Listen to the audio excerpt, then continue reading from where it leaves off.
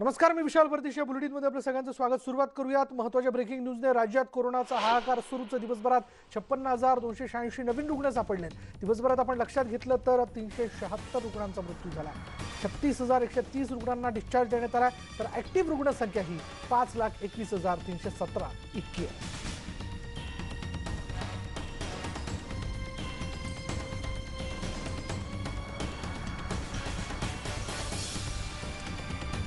राज्यात कोरोनाचा हाहाकार सुरूच आहे. आपण जर लक्षात घेतलं तर 4 एप्रिलला साधारण आकडा हा 57,074, नंतर 5 एप्रिलला 47,288, 6 एप्रिलला 55,469, 7 एप्रिलला 59,907, तर 8 एप्रिल आजचा आकडा हा 56,286 इतका आहे. त्यामुळे आकडा जो आहे हा 1,000-2,000 आणि जरी फरक असला तरी तो वाढताना दिसतोय आणि ही चिंताजनक आकडेवारी आहे. मुंबईत जर आपण लक्षात घेतलं, ऍक्टिव्ह रुग्णसंख्या ही 83,693 इतकी आहे. ठाण्यामध्ये 69,993, पुण्यामध्ये 97,242, नागपूरमध्ये 61,711.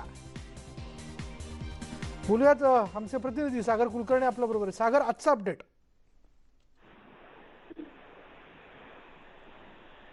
सागर, तुला माझा आवाज येतोय? हॅलो. हा सागर, आजचा अपडेट काय? राज्यामध्ये आज कोरोना रुग्णांची संख्या वाढताना दिसते. आज देखील 56,286 नवीन रुग्ण आहेत. भलेही काल 60,000च्या आसपास गेले होते, त्या तुलनेने आकडा कमी जरी असला तरी मृत्यूचा आकडा मात्र राज्यातला आता सर्वाधिक आकडा असा दिसून येत आहे. आता जी आकडेवारी समोर आलेली आज दिवसभरामध्ये त्यानुसार 376 मृत्यू झाल्याचं आढळलेलं आहे. अतिशय मोठी आकडेवारी ही आहे आणि यापूर्वी ही आकडेवारी इतकी राज्यामध्ये नव्हती. त्यामुळे कुठे ना कुठेतरी फार मोठं चिंतेचं वातावरण आहे. रिकव्हरी रेट सुद्धा फार मोठ्या प्रमाणात कमी झालेला आहे. यामुळे एक मोठी डोकेदुखी आता सरकारसमोर वाढताना दिसते. अर्थात आता राज्याचे आरोग्यमंत्री राजेश टोपे यांनी सांगितले की ब्रेक द चेन ही आत्ता सुरू केलेला आहे, पण त्याचा वेळ जो आहे त्याचा परिणाम दिसायला चांगला वेळ जाईल. तो पुढल्या आठवड्यापासून दिसायला सुरुवात होईल. तुर्तास तरी राज्यातली आकडेवारी प्रचंड वाढताना दिसते. विशाल, त्यामुळे आपण काळजी घेणं फार आवश्यक आहे. ही आकडेवारी आपण जर कोरोनाशी संबंधित त्रिसूत्रीचं पालन केलं तरच नियंत्रणात येऊ शकते. आपली ती जबाबदारी. राज्यात आपण बघतोय, लक्षात घेतलं तर मुंबईमध्ये 83,693 ऍक्टिव्ह रुग्ण आहेत. ठाण्यामध्ये 69,993, त्याचबरोबर पुण्यामध्ये 97,242, नागपूरमध्ये 61,711.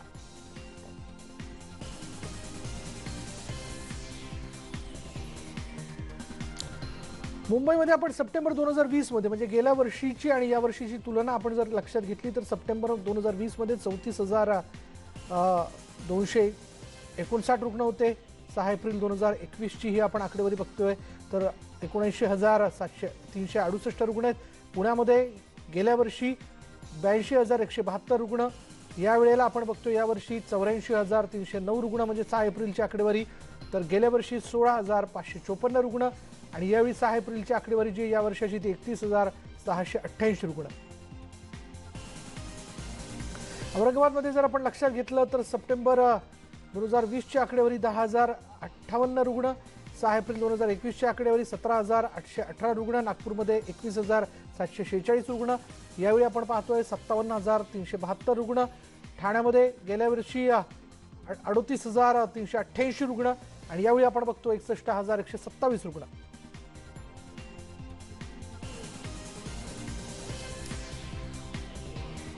आकडेवारी बघता गेल्या लाटेपेक्षा, म्हणजे पहिल्या लाटेपेक्षा ही लाट भयानक दिसते.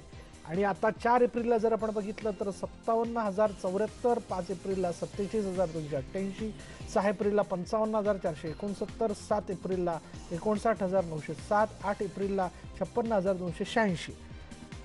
अशी आकडेवारी. भलेही यामध्ये चढ उतार असला पण 1,000-2,000 एवढाच काय तो फरक आहे. त्यामुळे राज्यात कोरोनाचा हाहाकार सुरूच आहे आणि आपण सगळ्यांनी सावध राहणं फार आवश्यक आहे. राज्यात कोरोना रुग्णांची संख्या वाढत असल्यानं केंद्रीय तपास यंत्रणा जी आहे, केंद्रीय पथकाची 30 पथकं जी आहेत ती दाखल झालेली आहेत आरोग्य यंत्रणेच्या मार्फत. आणि या पथकाकडून कोविड हॉस्पिटल, क्वारंटाईन सेंटरमध्ये जाऊन पाहणी करण्यात आली. प्रशासन कशा पद्धतीने कामकाज करतं याची माहिती देखील पथकाने घेतली. टेस्ट, ट्रेसिंग आणि ट्रीटमेंट कशी केली जाते याचं निरीक्षण या पथकानं केल्याशिवाय लसीकरणाचा आढावा देखील घेतला. कोविड सेंटरमध्ये जाऊन पॉझिटिव्ह रुग्णांच्या तक्रारी पथकानं ऐकून घेतल्या.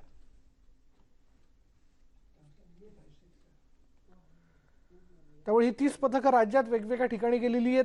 त्यात प्रामुख्याने ज्या जिल्ह्यामध्ये रोजची आकडेवारी ही मोठ्या प्रमाणात होताना दिसते, म्हणजे आता जर लक्षात घेतलं तर जी हॉटस्पॉट झालेली जी शहरं, त्या शहरांमध्ये त्यांनी भेटी दिलेल्या आहेत. तिथे लसीकरण मोहीम कशी सुरू आहे, टेस्टिंग कशी केली जाते, ती कुठे कुठे केली जाते, किती प्रमाणात केली जाते, अँटीजेन टेस्टिंगचं प्रमाण किती आहे, RT-PCR कशा पद्धतीने होतं आहे, कुठे कुठे कुठेचे बूथ लावण्यात आलेले आहेत, आणि ज्यावेळेस रुग्ण सापडतायत तर मग त्यामध्ये रुग्णांची वर्गवारी कशी केली जाते, कोणाला संस्थात्मक क्वारंटाईन केलं जाते आणि कोणाला होम क्वारंटाईन केलं जाते, या सगळ्या गोष्टींची पाहणी ही पथकं करणार आहेत.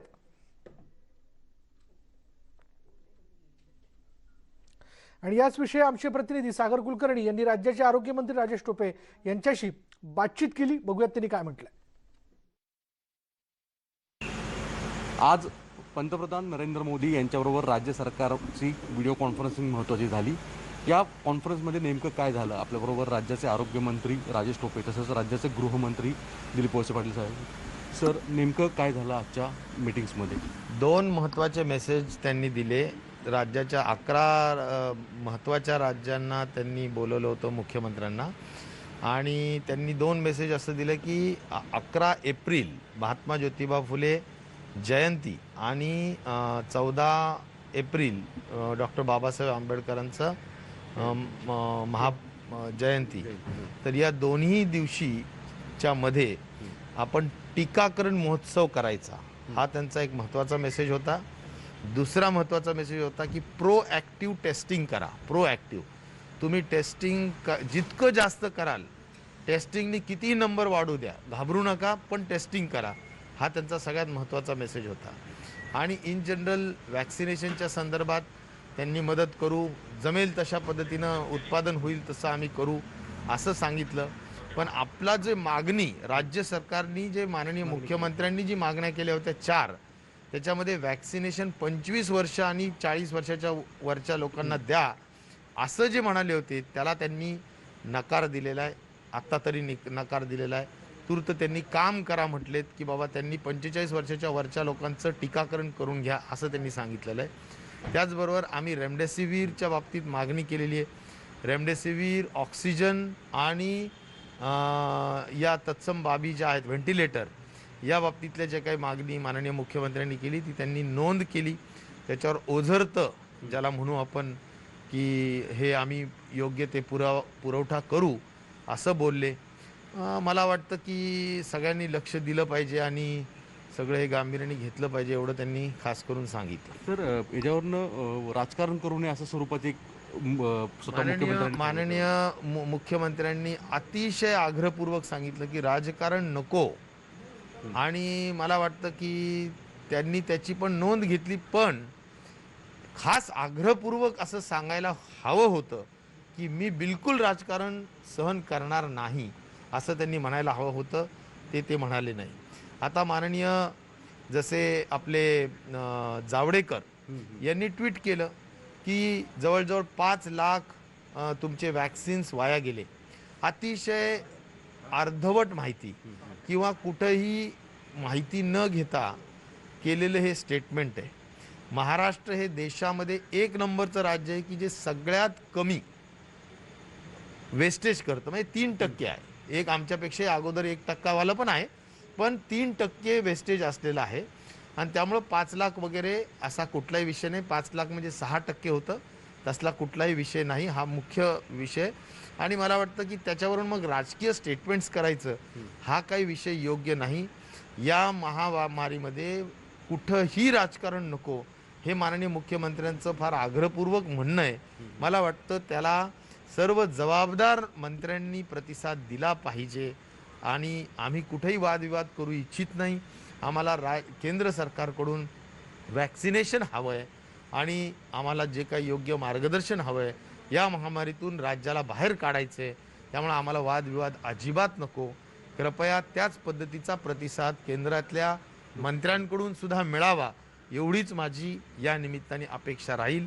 आणि त्यामुळं अर्धवट माहितींवर टीका टिप्पणी करणं आणि वातावरण खराब करणं हे काम थांबावं अशी माझी नम्र विनंती आहे. सर, कायदा व सुव्यवस्थेचा मुद्दाहून उपस्थित केला जातो विरोधकांकडनं ह्या सगळ्या सिच्युएशनमध्ये. या संदर्भात गृहमंत्री म्हणून तुमची काय प्रतिक्रिया आहे? या संदर्भात माझं एवढंच म्हणणं आहे की परिस्थिती अतिशय गंभीर आहे. आपल्याला महामारीचा सामना या ठिकाणी करायचा आहे. अशा वेळेला पोलीस दलावर सुद्धा ताण येतो आहे. त्यामुळं सगळ्यांनी सहकार्य याच्यामध्ये करावं. कायदा आणि सुव्यवस्था राखण्यासाठी मदत करावी. कुठल्या प्रकारची आंदोलनं किंवा कुठल्या प्रकारे रस्त्यावर उतरून संघर्ष करायची आवश्यकता आहे असं मला वाटत नाही. सर, 2 दिवस झालं केंद्रीय मंत्री वारंवार आरोप करतायत की महावसुली आघाडी सरकार, असा आरोप करून सरकारविषयी प्रश्नचिन्ह उपस्थित करतायत. यावर तुमची काय भूमिका राहणार? नाही, असं आहे की आता त्यांनी काय बोलावं हा त्यांचा प्रश्न आहे. परंतु महाराष्ट्राचं सरकार हे जनतेसाठी व्यवस्थित काम करतं आहे. सर, दुसरं की आज सुप्रीम कोर्टात परमवीर सिंग यांच्या प्रकरणाच्या संदर्भात राज्य सरकारने स्वतः अनिल देशमुख यांची याचिका रद्द केली आहे. आता ह्याला चौकशीत जावं असं सांगितलेलं आहे. आता न्यायालयाने निर्णय दिला, त्याच्यावर काही कॉमेंट करायची गरज नाही. टोपे सर, मला एक विचारायचं की वॅक्सिनेशनच्या मुद्द्यावर काय भूमिका राहील? कारण की अतिरिक्त वॅक्सिनेशन दिलं जाईल का? कारण की याच्यावरनं आता खूप वाद सुरू झालेला आहे. नाही, वॅक्सिनेशन आम्हाला 40 लाख पाहिजेच आहेत. आम्ही खूप आग्रही आहोत. 40 लाख प्रति वीक, 1.5 कोटी प्रति महिना पाहिजेच आहे. आणि ते नाही दिलं तर आमच्या अनेक जिल्ह्यांमध्ये, अनेक सेंटर्समध्ये वॅक्सिनेशन बंद होईल. आणि म्हणून माझी अशी अपेक्षा आहे की ते त्यांनी पूर्ण करायला हवं होतं. ते काय अजून पूर्ण होत नाही आहे. यावेळी 17 लाख फक्त वॅक्सिन्स दिल्या गेलेले आहेत. आणि त्यामुळं त्यातून आता बरं, त्यांचं कसं म्हणणं आहे की आम्ही म्हणतो आठवड्याला जो लागतो आम्हाला पिरियड तो पूर्ण द्या, पण तो पूर्ण दिला जात नाही. 2-3 दिवस पुरेल एवढंच दिलं जातं. आणि त्यामुळं सारखी लटकती तलवार असते. आणि आमचं सगळं आरोग्य डिपार्टमेंट ऑक्सिजनवर असतं की आता संपेल मग कसं, आणि सारखी मागणी होत असते. आणि त्यामुळं लोकांमध्ये सुद्धा एक प्रकारे लोकांची हेळसांड होते. येऊन जातात ते आणि त्यांना नाही ऑक्सिजन म्हणून सांगावं लागतं. तर केंद्र सरकारने याकडं खूप गांभीर्याने लक्ष द्यायला हवं असं माझं आग्रहपूर्वक सांगणं आहे. आणि मला असं वाटतं की बऱ्याचदा आपण बाहेरच्या देशांना एक्सपोर्ट करतो. आपण एवढ्या एक्सपोर्ट केलं, 7-8 देशांना एक्सपोर्ट केलं आणि एवढं एक्सपोर्ट आपण करत बसलो. पण आपल्या राज्यामध्ये, आपल्या देशामध्ये जिथं एवढं मोठ्या पद्धतीनं लोक अडचणीत आहेत, लोक वॅक्सिनेशन न केल्यामुळे मरू शकतात अशी परिस्थिती आहे. मला वाटतं अशा वेळेस आपल्या देशाकडे, आपल्या गरीब जनतेकडं लक्ष देणं केंद्र सरकारची अधिक जास्त गरज आहे. मी अशी नम्रपणे मागणी करेल की वॅक्सिनेशन द्या आणि आम्ही ते वॅक्सिनेशन अत्यंत जलद गतीनं पूर्ण करू. आमच्यावर असं सांगितलं जातं की हेल्थ वर्कर्स, फ्रंटलाईन वर्कर्स यांचं टक्केवारी कमी झालेली आहे. अजिबात ही गोष्ट योग्य नाही आहे. कारण मला सांगा, एक राज्य, एक महाराष्ट्र आहे, मोठं राज्य आहे. त्याच्यामध्ये जर 70-80 म्हणजे आता 85-86% हेल्थ वर्कर्सची झाली, 90-95% आमच्या फ्रंटलाईनर्सची झाली. तर ह्या झालेल्या वॅक्सिनेशन्स आहेत. पण यामध्ये काही राज्यांची समजा 100% झाली असेल, परंतु ते राज्य जर छोटे असले तर त्या छोट्या राज्यांमध्ये 100 लोक असतील आणि 100 पैकी 100 झाले आणि एकीकडं 1 लाख आहेत, त्या 1 लाखांपैकी 800 झाले, तर काय जास्त आहे शेवटी. आणि पुन्हा एकदा आरोग्यमंत्र्यांनी दर आठवड्याला केंद्राने आम्हाला लसींचा किती साठा दिला पाहिजे, त्याची काय आवश्यकता आहे, हे या मुलाखतीत सांगितलेलं आहे. यानंतर पाहूयात, नाशिकमध्ये 2 सदस्यीय केंद्रीय पथक दाखल झाले आणि या पथकाचा 3 दिवसांचा दौरा आहे. वाढता कोरोना आणि उपाययोजना याची पाहणी त्यांच्या वतीने केली जाते. ॲग्रेसिव्ह कॉन्टॅक्ट ट्रेसिंग आणि रुग्णालयातील उपचार पद्धती याची पथक पाहणी करणार आहे. जिल्ह्यातील ग्रामीण आणि शहरी भागात त्यांचा दौरा असेल. जिल्हाधिकारी कार्यालयात आणि सर्व प्रमुख अधिकाऱ्यांसोबत त्यांच्या बैठका आज पार पडल्यात. अजूनही काही मोठ्या प्रमाणात त्या होतील. प्रादुर्भाव का वाढतोय, नेमकं कुठे चुकतंय याचं निदान शोधण्याचा या समितीचा प्रयत्न आहे. बहुत अच्छा काम कर रही है स्टेट एडमिनिस्ट्रेशन और बहुत अच्छा वेल मैनेज हो रहा है. तो आपके माध्यम से भी ये है कि पब्लिक को ये समझाया जाए कि there is no need to worry, कोई एंग्जाइटी या पैनिक फैलाने की ज़रूरत नहीं है. स्ट्रिक्टली अंडर कंट्रोल है और बहुत अच्छे से मैनेज की जा रही है. And we are here to support the person of the नासिक्स. आणि यानंतर वेळ झाली की ब्रेकची ब्रेक घेऊयात. पहा फक्त न्यूज 18 लोकमत.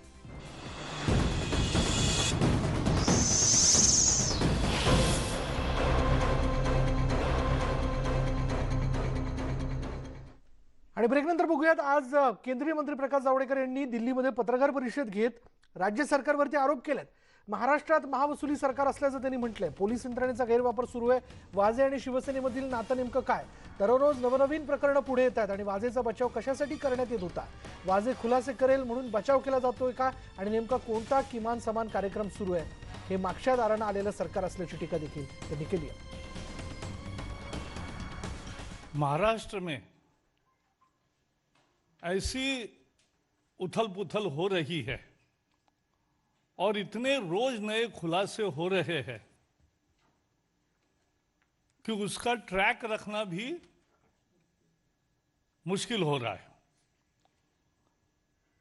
एक बात साफ हो गई कि ये महाविकास आघाड़ी कहते हैं, MVA, लेकिन अब साबित हो गया कि ये महावसूली आघाड़ी है, MVA. और इनका कॉमन मिनिमम प्रोग्राम क्या है? CMP is collect money through police. Police के द्वारा पैसे इकट्ठा करो, लूटो और वसूली करो. यही ये महाराष्ट्र सरकार का एकमात्र कार्यक्रम चल रहा है. आणि यानंतर आणखीन एक ब्रेकिंग न्यूज अशी आहे की सचिन वाझेचा आणखीन एक कारनामा समोर आलाय. स्फोटकाची कार ठेवण्यासाठी बैठक झाली होती आणि वाझे आणि या साथीदारांची बैठक जी आहे ती झाली होती. ही बैठक जी ती मीरा रोड वसईत झाली असल्याचं कळत आहे. या बैठकीचं CCTV फुटेज NIAच्या हाती त्यांच्या हाती लागलेलं आहे आणि आता यावरनं पुढली चौकशी केली जाते.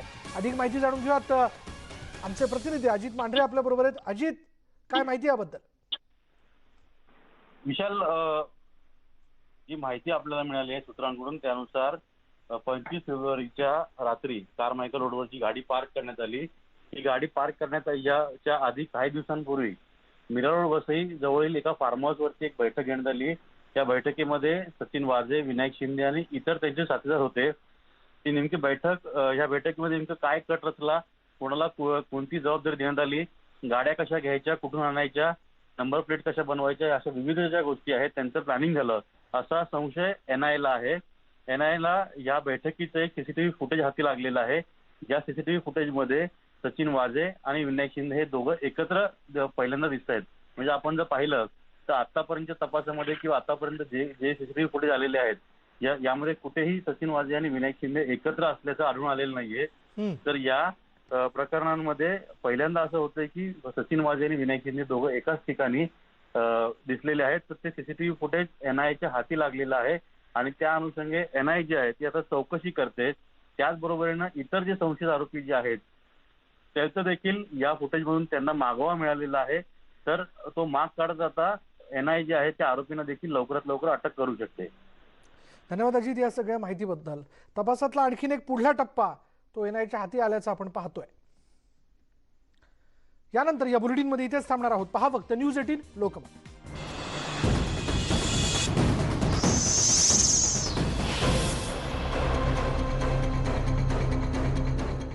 लाट बाय लाट